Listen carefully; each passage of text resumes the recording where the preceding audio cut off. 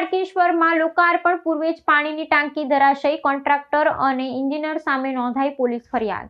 સુરત જિલ્લાના માંડવી તાલુકાના તાડકેશ્વર ગામે લાખોના ખર્ચે નવનિર્મિત પાણીની ટાંકી લોકાર્પણ પામે તે પહેલા જ ધરાશયી થવાની ગંભીર ઘટના બની છે। આજુબાજુના ગામોને પીવાનું પાણી પૂરું પાડવાના ઉદ્દેશ્યથી રાજ્ય સરકારની જૂથ પાણી પુરવઠા યોજના અંતર્ગત બનાવવામાં આવેલી આ વિશાળ ઓવરહેડ ટાંકીનું ટેસ્ટિંગ ચાલી રહ્યું હતું તે દરમિયાન જ તે પત્તાના મહેલની જેમ તૂટી પડી હતી। આ દુર્ઘટનામાં કામ કરી રહેલા શ્રમિકોને ઈજાઓ પહોંચી હતી અને લાખો લીટર પાણીનો વેડફાટ થયો હતો, જેને પગલે સમગ્ર પંથકમાં ભ્રષ્ટાચાર સામે ભારે રોષ ફેલાયો છે।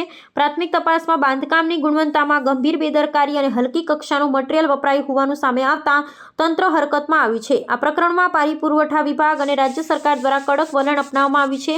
જવાબદાર એજન્સી, કોન્ટ્રાક્ટર અને દેખરેખ રાખનાર સલાહકાર સંસ્થા સહિત સડોવાયેલા એન્જિનિયરો સામે માંડવી પોલીસ મથકે ફોજદારી ફરિયાદ નોંધવામાં આવી છે।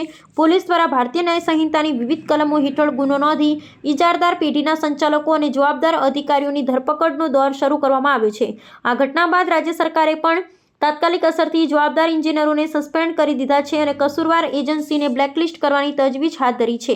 સ્થાનિક નાગરિકો અને આગેવાનોએ આ ઘટનાને માત્ર અકસ્માત ન ગણાવતા સરકારી તિજોરીને નુકસાન પહોંચાડતું કૌભાંડ ગણાવ્યું છે। આગામી સમયમાં SVNIT જેવી તટસ્થ સંસ્થા દ્વારા ટેકનિકલ તપાસ અને મટીરીયલના સેમ્પલના રિપોર્ટને આધારે વધુ કડક પગલાં લેવામાં આવશે તેમ ઉચ્ચ અધિકારીઓ જણાવ્યું છે। 20 તારીખે લગભગ બપોરે 12 થી 1ના ગાળાની અંદર ટેસ્ટિંગ કરતા ટાંકી ધરાશયી થઈ ગઈ છે। એને લઈને આ ટાંકીની જે કિંમતની વાત કરીએ, આમ તો યોજના 20 કરોડની છે, પણ ટાંકી 94,84,000 એટલે કે 95 લાખ રૂપિયાની ટાંકી બનેલી હતી।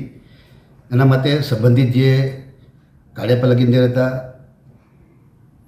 નાયબ કાર્યપાલક ઇજનેર હતા, એમાં બંનેને સસ્પેન્ડ કર્યા। ત્રીજા એક અંકિત ગરાસિયા હતા, એ પણ કાર્યપાલક ઇજનેર હતા, એટલે 3 અધિકારી સસ્પેન્ડ કરવામાં આવ્યા છે અને આ લોકોની ઉપર પોલીસ કેસ પણ કરવામાં આવ્યો છે, એજન્સી ઉપર અને અધિકારી ઉપર પણ।